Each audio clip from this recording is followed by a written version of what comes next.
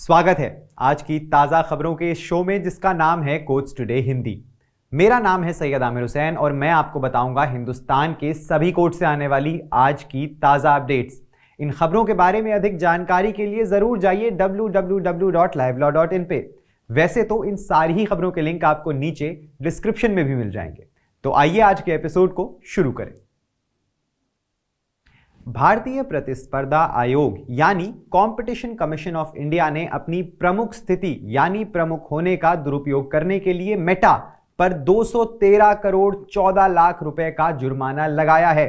यह इस बात से संबंधित है कि व्हाट्सएप की 2021 की गोपनीयता नीति कैसे लागू की गई और उपयोगकर्ता डेटा कैसे एकत्र किया गया और अन्य मेटा कंपनियों के साथ साझा किया गया।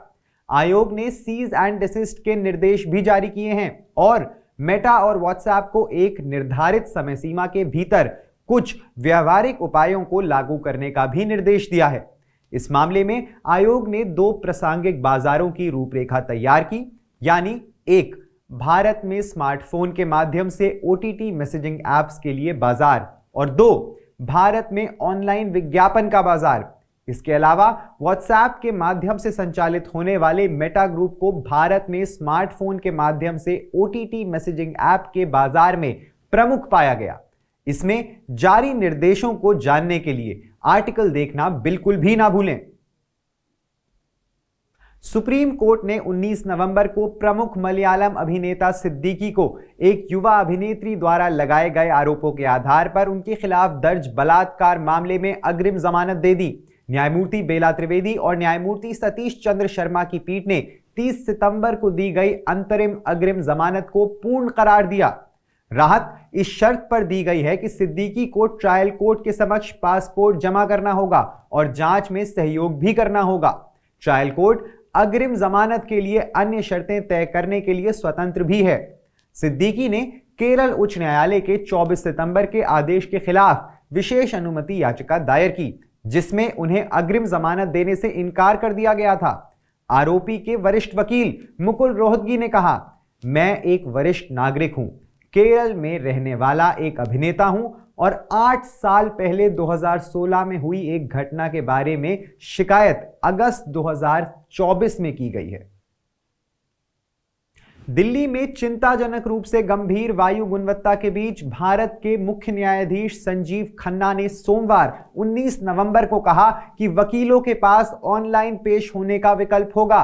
भारत के सॉलिसिटर जनरल तुषार मेहता और वरिष्ठ अधिवक्ता गोपाल शंकरा नारायणन के अनुरोध के बावजूद सीजेआई खन्ना ने यह स्पष्ट बयान देने से इनकार कर दिया कि अदालतों का कामकाज केवल ऑनलाइन होगा। सुप्रीम कोर्ट बार एसोसिएशन के अध्यक्ष वरिष्ठ अधिवक्ता कपिल सिब्बल ने अनुरोध किया कि दिल्ली के वायु प्रदूषण के बीच वकीलों को ऑनलाइन पेश होने की अनुमति दी जाए।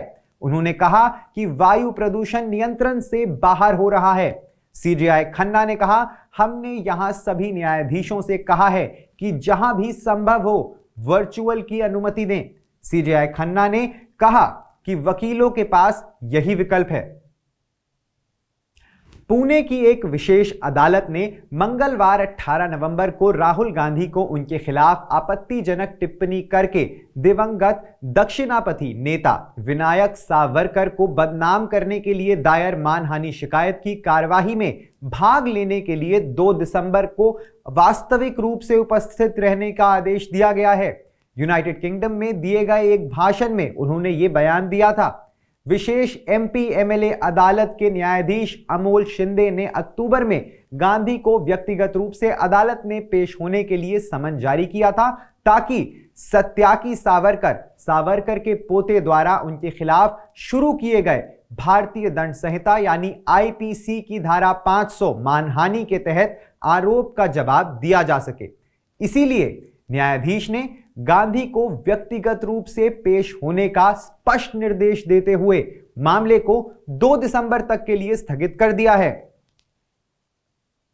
पंजाब में बेअदबी की घटनाओं की जांच के लिए उनके नेतृत्व वाले आयोग को बदनाम करने के आरोप में शिरोमणि अकाली दल के पूर्व प्रमुख सुखबीर सिंह बादल और पंजाब के पूर्व विधायक बिक्रम सिंह मंजीठा के खिलाफ सेवानिवृत्त न्यायमूर्ति रंजीत सिंह की याचिका पर आज सुप्रीम कोर्ट ने सुनवाई की और सुझाव दिया गया कि पक्ष आपस में विवाद को सुलझाने का प्रयास करें।